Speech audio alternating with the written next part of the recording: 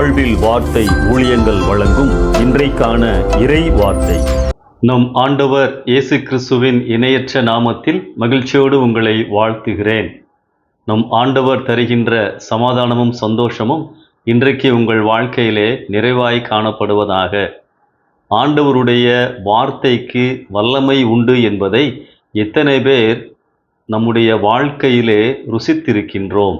ஆம், கர்த்தருடைய வார்த்தை வல்லமையுள்ளது மட்டுமல்ல, அந்த வார்த்தைகளை விரும்பாத மனிதர்களையும் கூட அது மாற்றிவிடும்.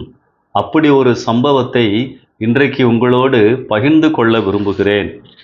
கர்த்தருடைய ஊழியக்காரர் ஜான் வெஸ்லி ஒரு கிராமத்தில் எழுப்புதல் கூட்டங்களை நடத்தி கொண்டிருந்தார். அவருடைய சகோதரர் நல்ல பாடகர், அருமையாக பாடல்களை பாடுவார். அந்த கூட்டம் நடக்கும் இடத்திற்கு அருகே ஒருவர் மதுபான கடை வைத்திருந்தார். அவரும் நன்றாக குடிப்பவர். அவருக்கு பாடல்கள் என்றால் மிகவும் பிடிக்கும். ஆனால் ஜான் வெஸ்லியின் செய்தியை கேட்க விரும்பவில்லை.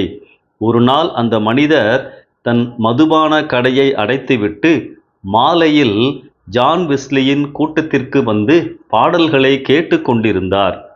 ஜான் வெஸ்லி பேச ஆரம்பித்தவுடன் தன் காதுகளை தன் விரல்களால் மூடிக்கொண்டார். அந்த சமயத்தில் ஒரு தேனீ பறந்து வந்து அவருடைய மூக்கின் நுனியில் அமர்ந்தது.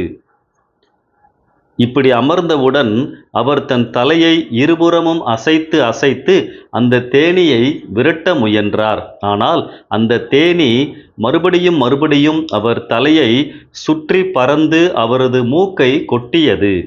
எரிச்சலோடு வலியால் அந்த மனிதன் தன் வலது கையை எடுத்து அந்த தேனீயை விரட்டினார். அந்த சில வினாடிகளில் அவர் ஜான் வெஸ்லியின் சில வார்த்தைகளை கேட்டார். ஜான் வெஸ்லி அந்த சமயத்தில் இவ்விதமாய் சொன்னார்: "ஓ பாவம் நிறைந்த மனிதனே, இயேசு உன்னை நேசிக்கின்றார். உன் பாவங்களுக்காக அவர் தன் ஜீவனை கொடுத்தார். அவர் உன்னை அவரிடத்தில் வரும்படி அழைக்கிறார்." இந்த 3 வாக்கியங்களும் அந்த இரவில் அவர் மனதில் ரீங்காரமிட்டு கொண்டே இருந்தன. பரிசுத்த ஆவியானவர் அவரோடு இடைபட ஆரம்பித்தார். அந்த மனிதர் தன்னுடைய தவறுகளை உணர்ந்தார். அடுத்த நாள் மாலை கூட்டத்திற்கு சென்று கர்த்தருடைய வார்த்தையை கவனமாக தெளிவாக கேட்டு தன்னை ஆண்டவருக்கு அர்ப்பணித்தார். அவருடைய வாழ்க்கை முற்றிலுமாக மாறியது. இயேசு கிறிஸ்துவை தன்னுடைய சொந்த இரட்சகராக ஏற்றுக்கொண்டார். சில நாட்களில் அந்த மதுபான கடையை மூடினார். இயேசுவுக்கு சாட்சியாய் வாழ்ந்தார். மட்டுமல்ல, சுவிசேஷத்தையும் பிரசங்கித்தார். ஆம் பிரியமானவர்களே, கர்த்தரின் வார்த்தை வல்லமையுள்ளது. அது வெறுமையாய் திரும்பாது, கிரியை செய்யும், வாய்க்கச் செய்யும்.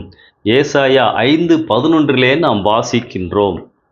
அன்பானவர்களே, இந்த கர்த்தரின் வார்த்தை நம்முடைய கரங்களிலே உள்ளது. தியானியுங்கள், ஒவ்வொரு நாளும் தியானியுங்கள். உங்கள் வாழ்க்கையிலும் மாற்றங்கள் வரும், அற்புதங்கள் வரும். இந்த சிந்தனையோடு இந்த நாளை ஆரம்பிப்போம்.